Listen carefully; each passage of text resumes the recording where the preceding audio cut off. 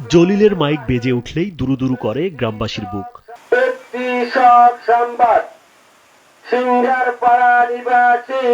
কেউ মারা গেলে ঝড় বৃষ্টি রোদ কিংবা মধ্যরাতে বেরিয়ে পড়েন মোহাম্মদ আব্দুল জলিল।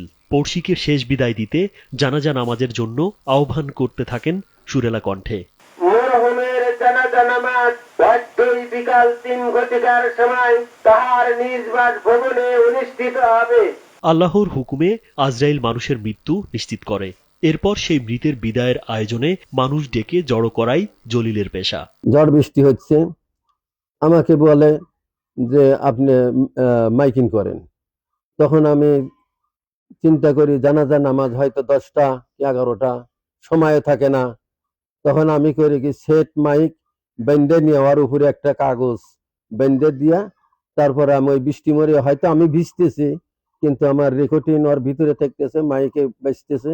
ভিশন দিচ্ছে যে কোনো এসিতে 15% নিশ্চিত ছাড়। এছাড়াও থাকছে মানি ব্যাক গ্যারান্টি নিশ্চয়তা। মৃত্যু সংবাদ ছাড়াও ধর্মীয় জলসা থেকে শুরু করে যে কোনো পাবলিক ঘোষণার জন্যও বেজে ওঠে জলিলের মাইক।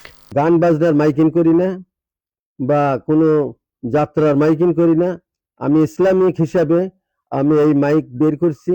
এক সময় গ্রামের পর গ্রাম বাইসাইকেলে আইসক্রিম বিক্রি করতেন জলিল ভাই।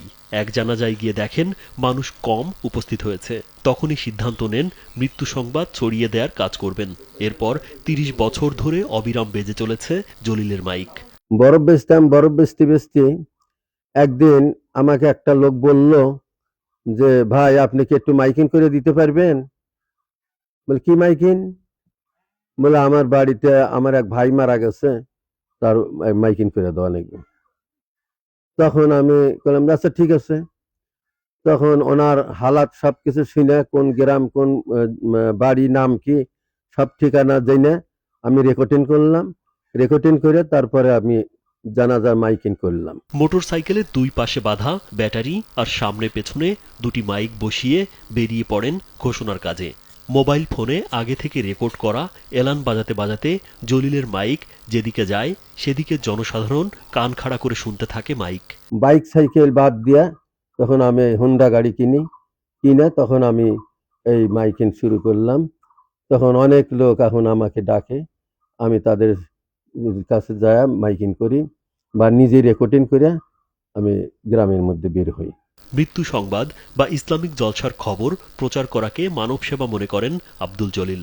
তবে গান বাজনা বা রাজনৈতিক প্রচারণার প্রস্তাব এলে সেগুলো নাকচ করে দেন তিনি। গান বাজনার ভিতরে যাই না বা গান বাজনার কোনো মাইকিংও করি না, কোনো যাত্রার মাইকিং করি না। ইসলামী হিসাবে আমি এই মাইক এখন বর্তমানে চালাচ্ছি।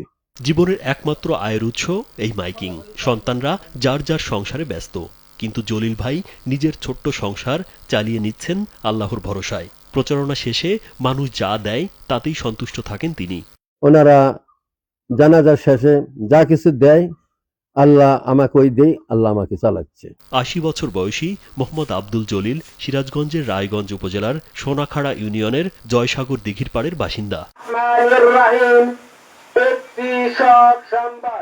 রাজীব বিশ্বাস, কালবেলা।